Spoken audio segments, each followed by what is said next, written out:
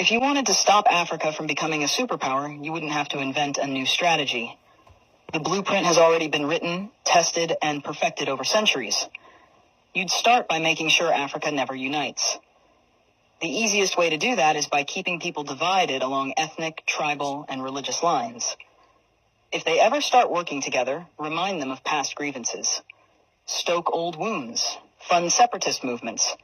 Keep border disputes unresolved. Make sure every time they take one step forward, they take 2 steps back because they're too busy fighting each other. You'd install leaders who serve foreign interests, not their people. Find the most corrupt, the most easily manipulated, the ones who crave wealth and status more than progress. Offer them power in exchange for loyalty. If a leader rises who actually cares about Africa, get rid of them. Assassinate them if necessary. But if that's too messy, just destabilize their government and back a coup. If they talk about nationalizing resources, make an example out of them. If they try to unite Africa, take them out before the idea spreads. You'd keep Africa economically weak by making sure it never industrializes. Let them export raw materials, but never process them themselves. Control the mines, the oil fields, the rare earth minerals. Keep them selling cheap and buying expensive. If a country tries to break free and build its own industries, sabotage it. Place sanctions, destabilize its currency, fund local opposition, crash its economy. If that doesn't work, orchestrate a civil war. People can't build when they're too busy trying to survive. You'd make sure their education system produces workers, not innovators. Teach them history that glorifies their oppressors. Make them think their cultures are primitive. Their ancestors were savages. Their future depends on foreign approval. Train them to memorize, not to think critically. Keep their best and brightest looking overseas for opportunities.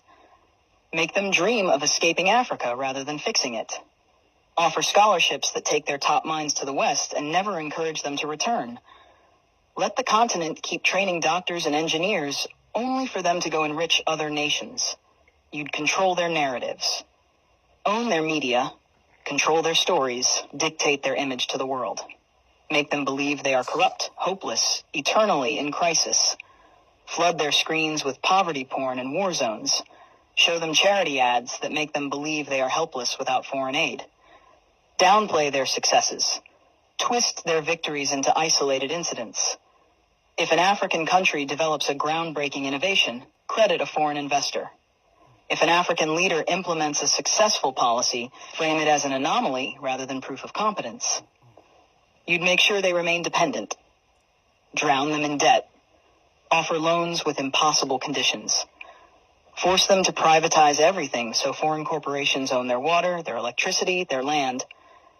When they struggle, give them just enough aid to keep them alive, but never enough to make them self-sufficient. Use charities to create a culture of reliance rather than resilience. Make them think foreign intervention is necessary, that they can't solve their own problems, that they always need help from the outside. You'd suppress their military strength. Keep their armies weak, their defense industries non-existent.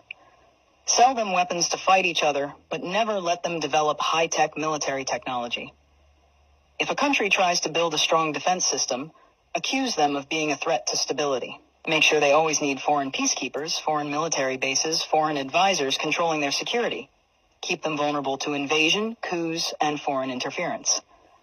The formula is simple. Divide, corrupt, exploit, miseducate, control. Keep them fighting each other. Keep them looking outside for solutions. Keep them poor, dependent, insecure. Make sure every attempt to break free is met with resistance so strong that the next generation thinks twice before trying again. This isn't a theory. It's history. The real question isn't how to stop Africa from becoming a superpower. It's how Africa can break the cycle despite every effort to keep it down.